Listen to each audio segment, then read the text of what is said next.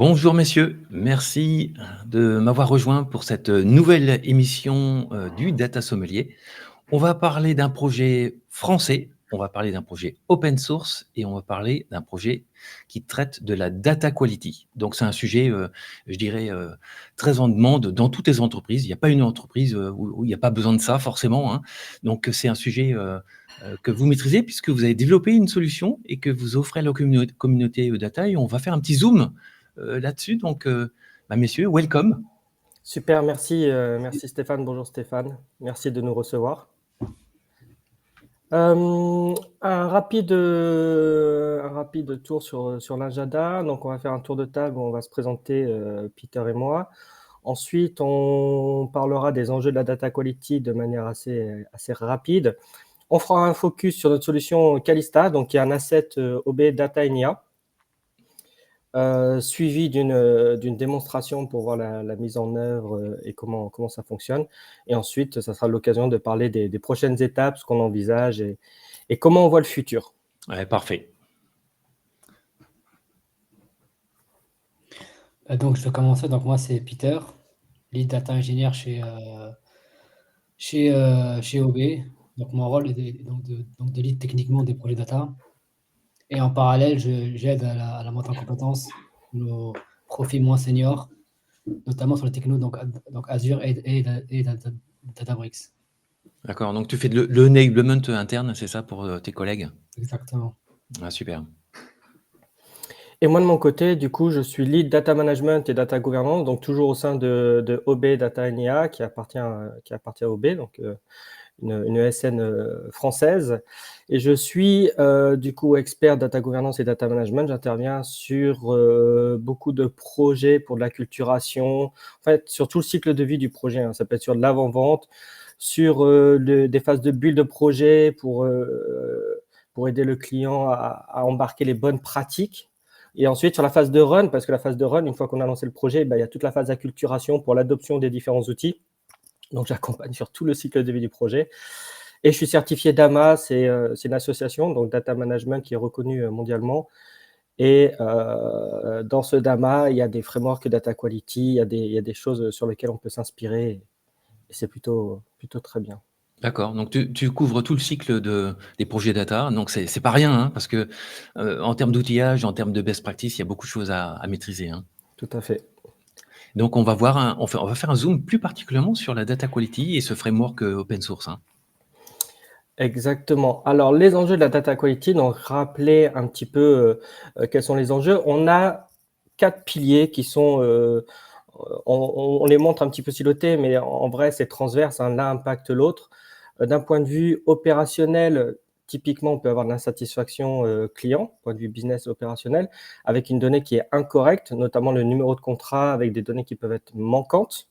Donc, ça impacte très fortement le business à ce niveau-là, et on le verra dans la démo, ce numéro de contrat. Il peut y avoir du coup aussi des impacts financiers. Qui dit numéro de contrat manquant, dit des données qui ne sont pas forcément exploitées correctement. De la même manière, ça va impacter la partie technique et gouvernance. Si le numéro de contrat n'est pas forcément alimenté, il y a peut-être un problème de gouvernance de données, de linéage de données, on a une mauvaise visibilité sur la donnée. Il peut y avoir aussi un impact du coup technique où il y a des petits one-shot, on va mettre à jour, mais c'est pas très propre. Et ça induit aussi des problèmes qui peuvent être réglementaires et se faire taper sur les doigts par des organisations comme la CNIL, la CPR, qui sont des régulateurs. Alors, ça me rappelle une petite anecdote où en fait, on demandait à nos clients si la data quality c'était important. Tout le monde levait le doigt, mais quand on posait la question qui veut la faire ou qui veut la gérer, plus personne ne voulait. Donc, est-ce que ça reste un domaine compliqué, hein, la gestion de la qualité de données, hein? Tout à fait. Et par expérience, au début de chaque année, on essaie de sortir des assets et expliquer quels sont un petit peu les grands sujets qui vont arriver en 2025, 2026, etc. Et tous les ans, on se pose la question, la data quality, ça revient. Alors, c'est un sujet vieux comme le monde, mais c'est un sujet qui est récurrent. Aujourd'hui, avec l'IA, si on n'a pas de la bonne qualité de données, l'IA va se reposer sur de la qualité de données, sur des données qui seront exploitées de manière impropre. Donc, c'est pareil, il y a un gros focus sur l'IA, mais derrière, si on n'a pas une bonne qualité de données, ça ne fonctionnera pas correctement. Et d'ailleurs, c'est pour ça que dans le petit laïus, le petit leitmotiv que l'on met en bas, on parle de programme, parce que lorsqu'on met en place une data quality, je préfère parler de programme. Certains parlent de projet data quality. Un projet, il a une date de début, une date de fin, et après des itérations. Ça, je peux très bien l'entendre, ou un lotissement. Mais la data quality, de notre point de vue, c'est surtout un programme en tant que tel qui n'a pas de date de fin. Par défaut, ça serait bien d'embarquer dès le début, d'avoir une data quality by design, comme on l'appelle. Mais c'est vraiment adopter une hygiène de vie, et ça doit intervenir dans toute stratégie data, la data quality. Il faut l'embarquer le plus tôt possible et tout le long d'un programme. Ouais, on parle beaucoup de shift left aussi, c'est essayer de mettre toutes les business rules le plus en amont possible et gérer la qualité de données au niveau source avant que la mauvaise qualité de données se propage en aval, hein, et c'est beaucoup plus difficile à rectifier après. Donc effectivement, ça reste un enjeu et tu as raison, ça fait 25 ans que j'entends en fait enfin, cette même approche d'importance de data quality, ça ne changera pas et c'est effectivement un cycle permanent, hein, d'amélioration des données, hein, qu'il faut viser. Ah, c'est Ouais, ça. je suis tout à fait d'accord avec toi, Stéphane. Plus on prend le problème en aval, plus on a des problèmes pour mettre en qualité, plus ça coûte cher, ça impacte à tous les niveaux. Ok. Ça nous permet de rentrer justement dans ces dimensions cœur quand on parle de la qualité de données. Alors, il y a plusieurs dimensions. Aujourd'hui, on en présente 9, mais on va vraiment faire un focus sur les 3, unicité, validité et complétude, qui seront montrées dans la démonstration. L'unicité, c'est l'unicité d'une valeur, d'un champ, se rendre compte que le champ, il est bien unique. Typiquement, un numéro de contrat, il faut qu'il soit unique pour pouvoir bien identifier. La validité de notre donnée, que cette donnée soit au bon format, au format attendu par rapport à des normes, à des exigences.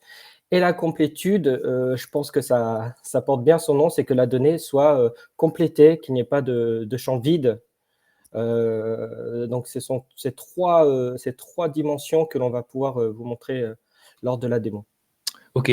On rappelle qu'il y a beaucoup de littérature, hein, sur la description de l'ensemble des dimensions. Voilà, c'est un sujet qui n'est pas neuf et bien traité, hein, aussi. Et puis, ça me fait penser qu'aussi, c'est très complémentaire à la data observability, hein. On voit aussi des outils aujourd'hui de data observability. Donc, on parlait de data quality en temps réel pour définir un petit peu la data observability. Donc voilà, c'est des sujets, je dirais, très semblables, hein. Les uns complètent les autres, hein. Donc, quelle est ton approche ou ta vision par rapport à ça? On a une vision de terrain. Du coup, nos clients souvent nous disent, bon, ok, il y a des processus de data quality, on entend bien. Maintenant, il y a un gros enjeu, c'est qu'on soit alerté en temps réel. Et c'est là où la dimension de data observabilité, de vraiment mettre la data quality sous observation au microscope, j'ai envie de dire, pour pouvoir être alerté le plus tôt possible, faire des actions de remédiation le plus tôt possible, et se prémunir aussi d'enjeux réglementaires, ou se prémunir de problématiques financières qui pourraient être induites si on ne réagit pas relativement à temps. On est d'accord. Donc c'est un sujet qui peut être très, très complexe, hein. Très complexe, et chez OB Data NIA, on travaille sur ce sujet de data observability. On est en contact avec des éditeurs, pure players, etc. Donc, on a bien dans notre scope ce sujet-là. Ok, ça fait du sens, on est d'accord. Ensuite, Calista, notre solution de data quality management. Fin 2024, donc OB Data NIA a lancé son framework de data quality management qui s'appelle Calista. Pourquoi on s'est permis de lancer cette initiative? Parce que, comme beaucoup de SN, on va en mission. On a des clients qui ont des problématiques de data quality communes, mais aussi diverses. Et on s'est permis à un moment donné de dire, bon, on écrit beaucoup de choses, on fait beaucoup de choses, et si on levait un petit peu le crayon de la feuille, si on levait un petit peu le nez, et on se challengeait en se disant, finalement, on est peut-être en capacité, nous, OB Data NIA, de construire notre asset, notre outil de data quality management. Dans le data quality management, il y a 3 piliers. Il y a la partie data profiling, audit qualité de données. Donc, on va voir quelle est la qualité de données à un instant T. Il y a la partie data cleaning ou data cleansing. L'idée est exactement la même, hein, c'est de cleaner les données, donc nettoyer les données. Il y a plusieurs façons de faire, ETL, avec du DBT. Il y a des outils dédiés, il y a autant de façons de faire que de choix possibles et que d'organisation possible et de paysages applicatifs de clients possibles. Il y a beaucoup de choses à faire. Et la partie ensuite monitoring, où on va monitorer la donnée. Donc ça, c'est une partie un peu plus en aval. Nous, on se focalise vraiment sur le data profiling, faire un audit de qualité de données.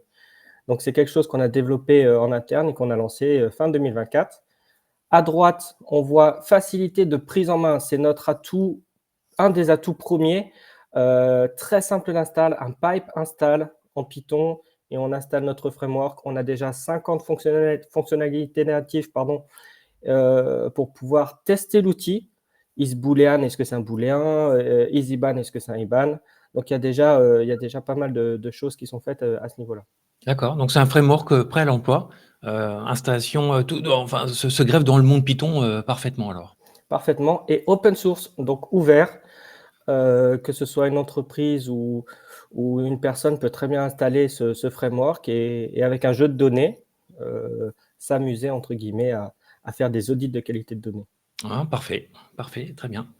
Quelle a été la motivation au départ? Bon, je suppose que bon, chez tous vos clients, vous avez cette phase d'audit, hein, de profiling, et vous vous êtes dit, voilà, ce serait bien d'avoir notre framework, c'est ça? Et, et le mettre en open source, vous souhaitez vraiment fédérer une communauté? C'est un petit peu ça l'idée? Tout à fait. Déjà, il y a plusieurs enjeux. L'enjeu open source versus solution éditeur. On a vu très vite chez nos clients des personnes qui nous disent, bon, il y a des solutions qui existent, mais déjà, Vincent, Peter, on vous arrête tout de suite. Niveau budget, ça va être limite. Parce que ça n'a pas forcément été décidé au bon moment ou autre.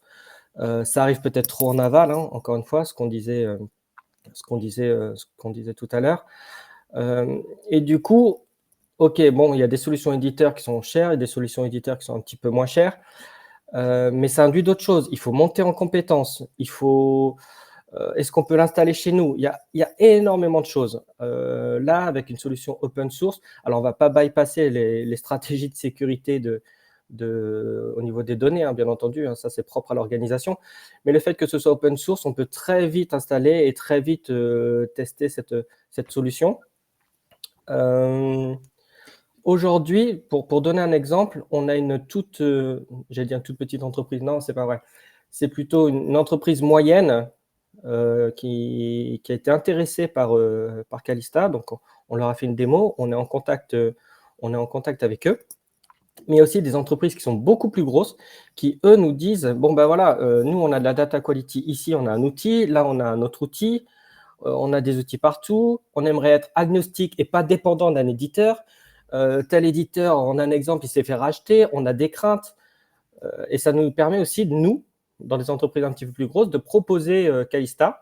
Et d'ailleurs, cet après-midi, on a une autre démonstration pour pouvoir montrer un petit peu les forces de Calista. Ouais, mais ça a du sens, hein. Et puis en fait, la mission première, c'est vraiment de faire l'audit ou le profiling des données. Et puis l'outil, bon, voilà, ça n'est que le support. Mais effectivement, la valeur, c'est les conclusions que vous allez tirer de cet audit, hein, c'est ça. Tout à fait. Donc ça a du sens, effectivement. Très bien.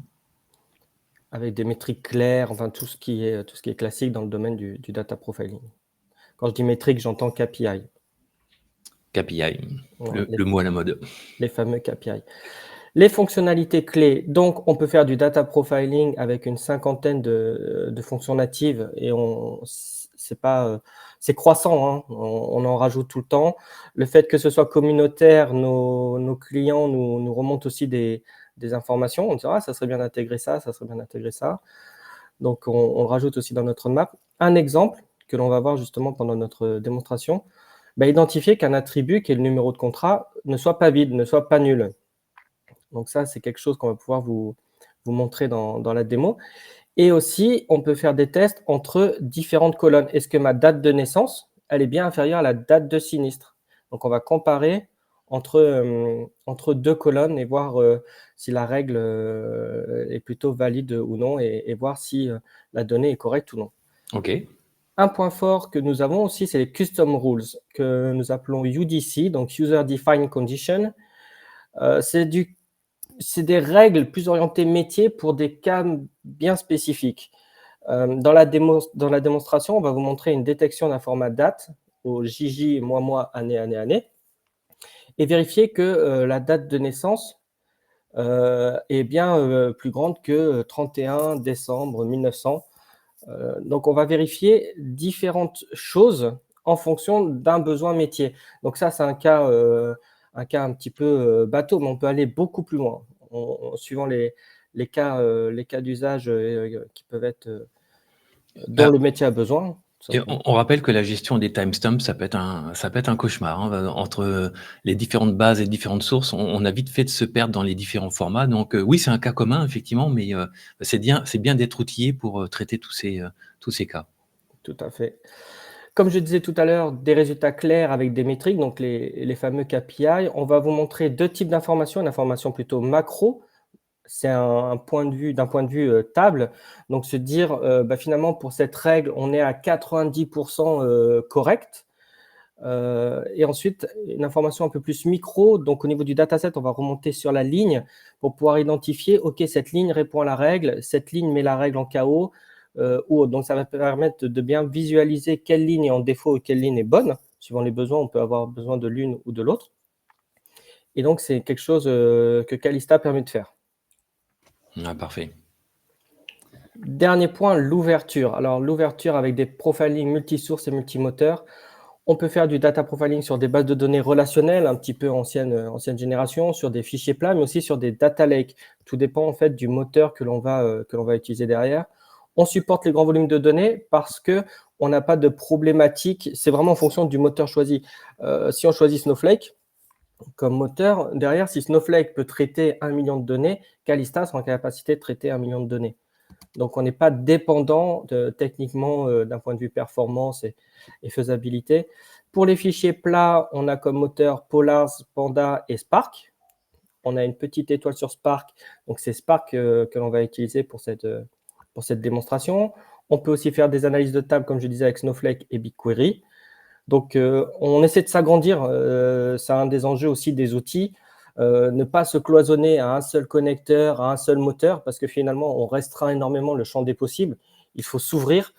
Et pareil, on travaille sur ces phases-là de multimoteurs et multisources. D'accord. Il y a un petit moteur qui est en train de monter bien, c'est DuckDB, hein, avec lequel on peut faire pas mal de choses. Donc, ça pourrait être un moteur additionnel dans la panoplie d'outils, hein. Ouais, on pourrait tester ça, hein, Peter. En effet. Intéressant. Tout ce qui est SQL-like, on a déjà une base en fait pour les intégrer. Ouais, mais le fait d'être déjà compatible Snowflake, Databricks, BigQuery, bon, c'est les 3 gros acteurs du marché. Ça laisse le choix. On est confortable, je dirais. Ouais. Sur nos différenciants, quand on parle de fonctionnalité, la première question, c'est OK, je vois ce que vous faites, vous, Calista. Maintenant, comment vous vous démarquez des autres? J'en ai un petit peu parlé, j'ai fait un peu de teasing. L'open source, donc le fait que ce soit transparent, avec la possibilité de personnaliser, des gens via la fork Git peuvent charger leur projet. Le fait que l'on soit communautaire, donc on n'est pas là, notre objectif, notre business model, c'est clairement pas de vendre des licences, hein. Je pense que ça a été clairement compris. Notre objectif, c'est de faire grandir cette communauté, de rajouter des fonctionnalités et puis de se faire connaître. Derrière, ça a aussi une valeur pour nous. Quand on arrive sur des sujets de data quality et qu'on dit aux clients, très bien, notre démarche, c'est ça, notre framework, c'est ça. Mais en plus de ça, nous, on a construit un framework technique qui permet de faire du data profiling, qui est le Calista. Là, tout de suite, les oreilles se relèvent en disant, vous avez développé un asset? Ouais, tout à fait. Tout à fait. Non, mais très bien. Et puis le côté open source, moi, c'est clairement un appel à contribution. Donc voilà, bravo pour ça. C'est gentil. C'est gentil, c'est gentil. La simplicité, donc easy, simplicité, que ce soit d'installation, d'implémentation et d'usage. Je l'ai dit en début, avec un pipe install, on installe l'installation, on a accès à la doc très facilement, on voit déjà les fonctions qui sont natives.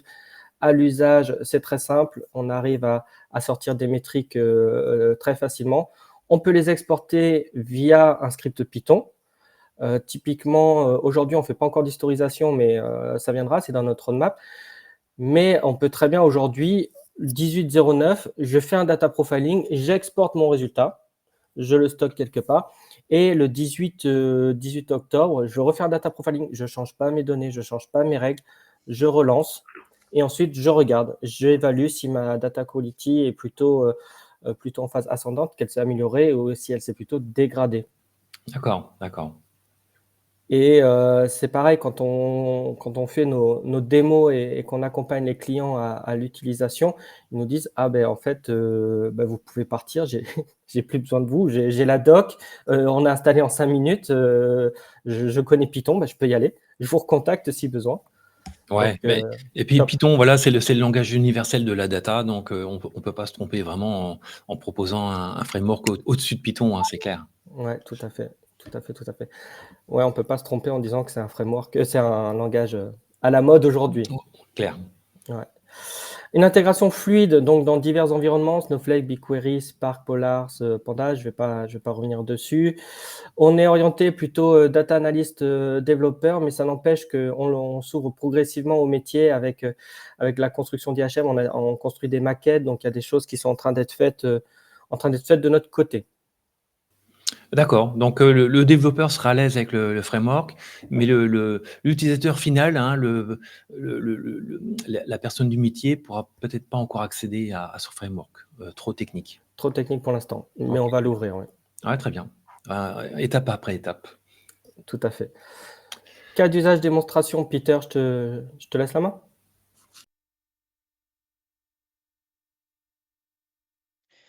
Et maintenant, place à la démo. Donc, pour commencer, on va installer Calista. Puis après, je vais vous présenter le jeu de données sur lequel on va opérer pendant cette démo. En troisième, on va définir une règle avec Calista, ce qui va nous permettre de voir la méthode Analyze, la méthode Apply Rule, la méthode getInvalidRows et la méthode getValidRows.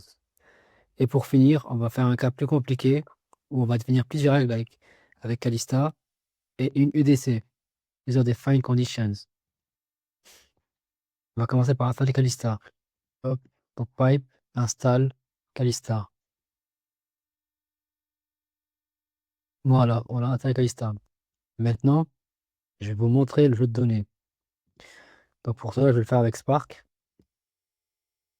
Donc je vais aller lire ma table délégataire et je vais la mettre dans un data frame. Et je vais vous l'afficher. Donc, nom délégataire, nom, prénom, numéro de contrat, nature du sinistre, date de naissance, date du sinistre, salaire annuel et le total payé.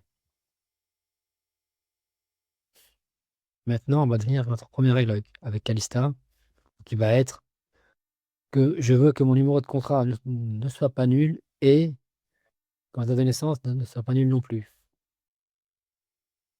Donc, je définis ma règle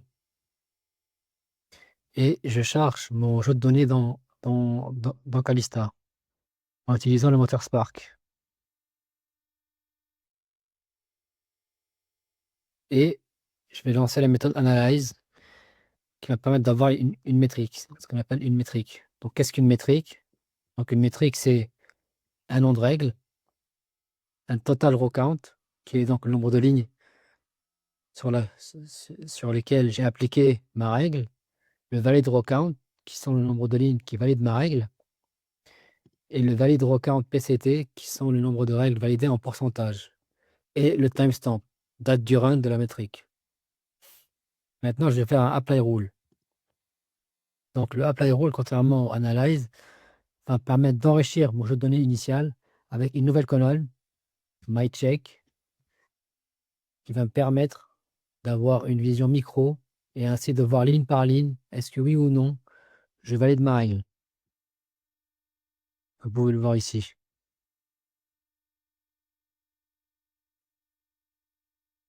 Après, je peux, si j'ai envie, uniquement obtenir les lignes, qui sont invalides. avec le get invalid row. Donc quand je fais get invalid row, j'obtiens uniquement les 9 lignes qui sont valides pour cette règle. Je peux à l'inverse obtenir uniquement ceux qui sont valides avec le get valid row.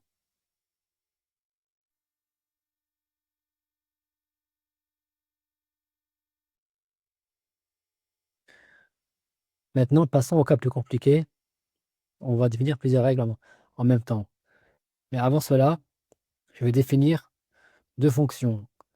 GetMetric df et getDetailChecks.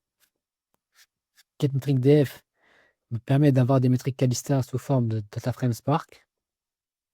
Et getDetailCheck me permet de rajouter le nom de la table et exécute un apply rule pour avoir des détails des lignes valides et invalides.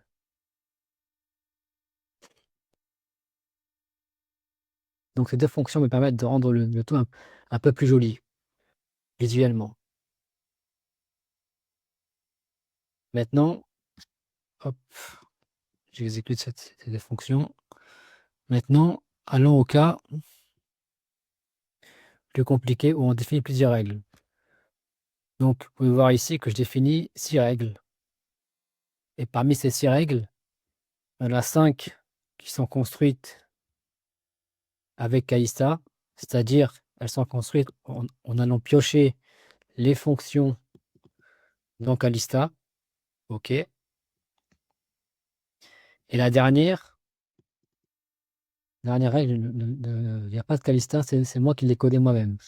Donc la dernière règle, elle s'appelle règle compliquée. Et c'est une règle qui nous dit que je veux que la date de naissance de l'assuré soit au format jour sur 2 digits, mois sur 2 digits et année sur 4 digits. Et je veux que cette même date de naissance soit plus grande que 31/12/1900. Il se trouve qu'actuellement, tout ce qui est format de date, on ne le fait pas encore on ne le fait pas encore dans Calista. Mais ce n'est pas un problème, car je peux venir moi-même coder ma logique de mon côté et la mettre dans Calista. Donc là, c'est ce que j'ai fait. Donc je code ma logique dans la fonction check format date de naissance et je la rentre dans Calista avec le register Spark Conditions. Parce que rappelez-vous, on a utilisé le Calista Engine Spark. Donc j'enregistre des Spark Conditions.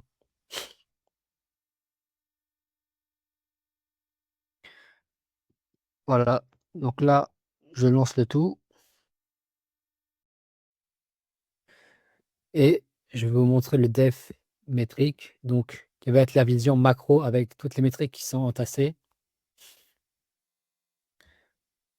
Donc là, les métriques pour chacune des règles, comme vous pouvez le voir ici, pour chacune des règles, je vais avoir ces métriques qui sont à côté. Donc, nom de la table, date du contrôle, nombre de lignes contrôlées, nombre de lignes valides, nombre de lignes valides en pourcentage. Et comme vous pouvez le voir, règle compliquée et intégrée de la même manière que les autres. Maintenant, je peux aussi avoir le détail ligne par ligne. Donc df détail. Et donc à l'image de tout à l'heure, j'ai pour chacune des règles une nouvelle colonne qui m'indique pour chaque règle est-ce que oui ou non je suis valide à telle ligne.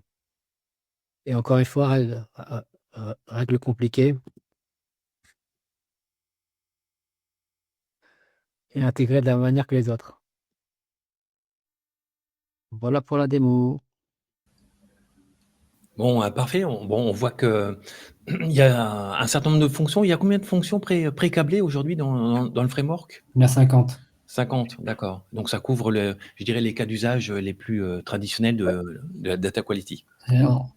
On a des fonctions du style EasyBan pour checker est-ce qu'un IBAN est valide, isIP address pour checker est-ce qu'un IP est valide, isPhone number pour le numéro de téléphone, D'accord. EasyMail par exemple. D'accord. Il n'y a pas de fonction de déduplication encore, hein, c'est ça? Non, pas encore. D'accord. Et le fuzzy matching, rapprochement d'entités, etc., enfin de records, bon, voilà, c'est des choses un petit peu plus compliquées à faire aussi, ça, effectivement. Ouais, avec de la logique floue aussi derrière. Genre, c'est pas à 100%, ça ressemble à 80%, est-ce que c'est vrai ou non? Ouais, effectivement. Ouais, ça c'est un domaine compliqué de la data quality, hein, c'est ça, faire le rapprochement et faire l'entity resolution et puis le master data management, c'est bon, la data quality, c'est les fondations de ces projets-là, en fait, hein, c'est ça. Ouais. Ouais, et puis il y a aussi des problématiques un peu plus business, où on se retrouve avec le nom, prénom qui est identique, une adresse postale qui est différente. Ah, bon, est-ce que c'est deux personnes qui sont différentes parce qu'ils s'appellent Dupont? Dupont, c'est quand même relativement commun en France. Est-ce que c'est deux personnes différentes ou est-ce que c'est une personne qui n'a pas eu l'adresse mise à jour? Et là, ça demande d'aller un petit peu plus loin. Ouais, ça c'est l'objet d'une émission numéro 2, hein, parce que c'est rien que ça, c'est un sujet en soi, donc OK, ça marche. Donc ouais, on arrive à la roadmap un petit peu, Oui. quelle est l'étape d'après, en fait? Les étapes d'après, merci Peter pour cette démo. Les étapes d'après, déjà, nous, on est ancré dans la réalité et sur le terrain, donc on a une vision terrain. Tous les jours, on voit des cas d'usage qui nous remontent et on se dit, ah, on pourra l'intégrer dans notre roadmap produit.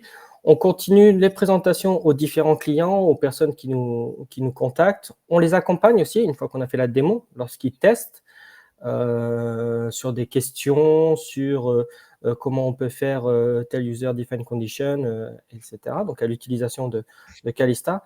Et ce qui est très important aussi pour nous, en tant que aspect communautaire, c'est les feedbacks utilisateurs. C'est de nous dire, ah, on aurait bien aimé qu'il y ait ça, on aurait bien aimé ceci, ah, ça, on trouve ça vraiment bien, donc n'hésitez pas à le mettre en avant sur les présentations, nous, ça nous a aidé. Donc les feedbacks utilisateurs, très importants de notre côté. D'un point de vue roadmap produit, trois gros chapitres. On n'a pas tout mis, mais on a mis un petit peu les points structurants. Le LLM. Donc aujourd'hui, il y a beaucoup de choses autour de l'IA, des chatbots, etc. On est en train de construire la possibilité de faire des règles de qualité de données en langage naturel, en disant je veux que tu me compares ça et ça, je veux avec des opérateurs logiques. Il y a des choses que l'on est en train de travailler là-dessus.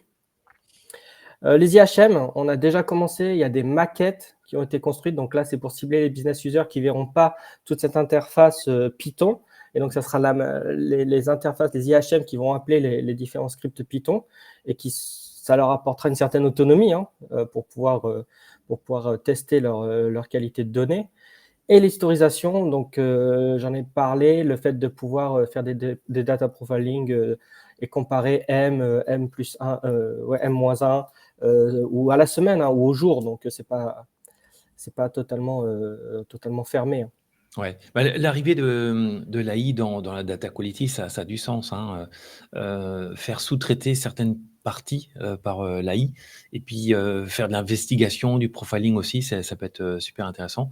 Et tout ça en français ou en anglais pour ceux qui sont à l'aise avec l'anglais. Effectivement, j'ai déjà vu des démos de certains éditeurs sur cette partie-là.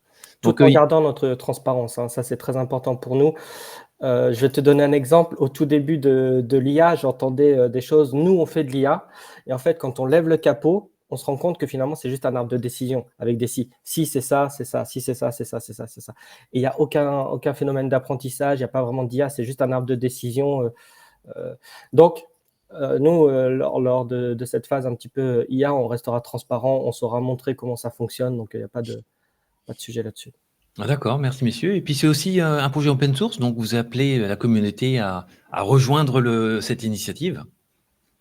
Tout à fait. Du coup, je pense que ça clôture bien notre call d'aujourd'hui. Donc, on était OB Data NIA, cabinet spécialisé de OB, donc une ESN française. Vous allez retrouver nos différents liens pour rester en contact avec nous ou pour entrer en contact avec nous ou nous poser des questions. Le petit lien GitHub pour avoir accès à la documentation, pour avoir accès au framework Calista. Alors surtout, il n'y a pas de questions bêtes. On est preneur de toutes les questions, de toutes les demandes. Le principal, c'est qu'on soit en contact, que vous nous voyez évoluer. On communique régulièrement aussi sur nos réseaux, donc n'hésitez pas à nous suivre. Ça nous fera plaisir. Et n'oubliez pas, c'est open source. Là, ce que vous voyez, c'est gratuit. Donc, tester, c'est gratuit. Donc, je peux que vous conseiller de tester. Bon, merci messieurs et bravo pour cette initiative. Voilà, il faut des volontaires maintenant pour comment dire ça, vous rejoindre. Donc c'était aussi ça un petit peu le but de cette interview, hein, partager vos travaux et puis vous faire connaître. Donc bravo pour ça, belle initiative. Et puis on se donne rendez-vous dans quelques mois pour voir comment ça évolue. Et puis peut-être faire un zoom sur les IHM là que vous préparez et puis voir comment le business user, le end user pourra utiliser peut-être à terme ce framework. Tout à fait. Et merci pour ton accueil, Stéphane. Ouais, merci. Tout le long que ce soit au tout début quand on est rentré en contact ou encore aujourd'hui, merci pour ton accueil, tes questions qui étaient pertinentes et pour tout ce suivi, on reste en contact, bien évidemment. On parlera encore de Calista. Merci messieurs, à très bientôt. Je lance le petit jingle de fin et puis on reste avec moi, on se retrouve pour le débrief. À très bientôt. Super, merci. Merci.